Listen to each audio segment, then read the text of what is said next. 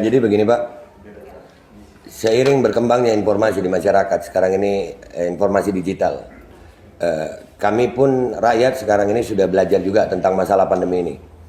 Dan dari awal kejadian saya, mungkin Bapak tahu itu sama Dr. Louis, ya, kami sampai hari ini kami menunggu adanya diskusi debat terbuka antara dua pihak atau dua mazhab dokter yang pro tentang COVID dan vaksinasi dan yang anti vaksinasi. Ya, karena masing-masing punya data. Saya di sini berbicara, saya kira tadi saya ditemui oleh Pak Menterinya.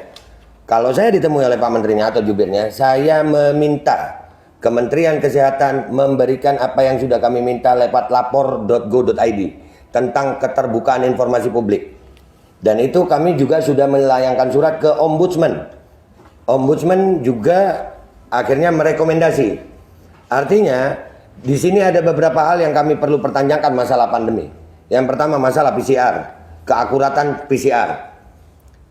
Yang kedua masalah efikasi vaksin.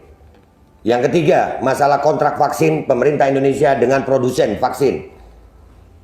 Dan penggunaan EUA, Emergency Use Authorization.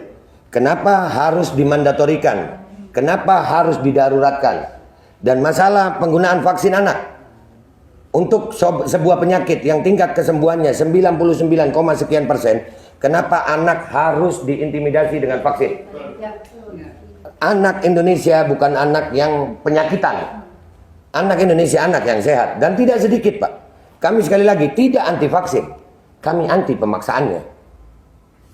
Andai kata vaksin ini dilakukan secara sukarela, kami tidak seperti ini Pak.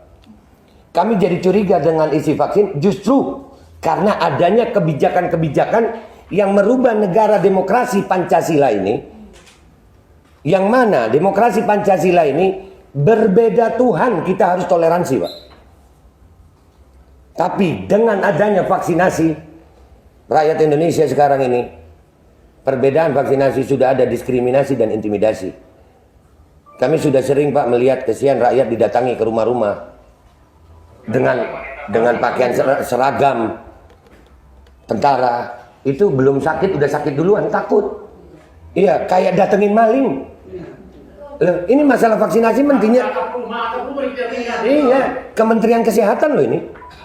Kenapa, apa hubungannya dengan TNI? Dan saya juga mau tanya Pak, ini termasuk saya kepingin Kemenkes siapkan waktu. Kami mau diskusi debat terbuka dengan Kemenkes dengan data dan fakta, bukan hanya seperti ini. Siapkan waktunya, disiarkan untuk seluruh rakyat Indonesia. Kami akan datang dengan tim terbaik kami.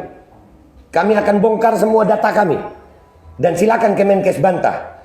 Dan saya menuntut hari ini ada perjanjian tertulis antara saya dan Kemenkes. Kapan waktunya, dan kalau nanti di diskusi debat terbuka itu kami salah, saya Babe Aldo bertanda tangan rela dipenjara seumur hidup karena telah mengacaukan kekacauan, menyebabkan kekacauan bagi seluruh rakyat Indonesia. Jadi itu yang saya tuntut. Saya tuntut adanya, kan kita di negara demokrasi Pak. Bapak menerima kami dengan baik, kami pun senang ini Pak. Alhamdulillah, ini yang kami cari dari beberapa waktu. Saya berteriak-teriak di medsos, tapi lucu Pak, saya berteriak di medsos bukannya dipanggil, tapi dibungkam. Medsos saya dihilangkan, bikin lagi, dibungkam lagi, bikin lagi. Kalau saya memang melanggar hukum dengan kalimat dan narasi saya, kenapa saya nggak dipanggil polisi? Kenapa pihak Kemenkes tidak mau memanggil saya? Apakah memang karena saya benar tapi didiamkan? Atau kalian tahu apa? Nah, ini yang perlu kami diskusikan. Kehadiran kami di sini sekarang ini Pak, khususnya kami ini yang masalah vaksinasi.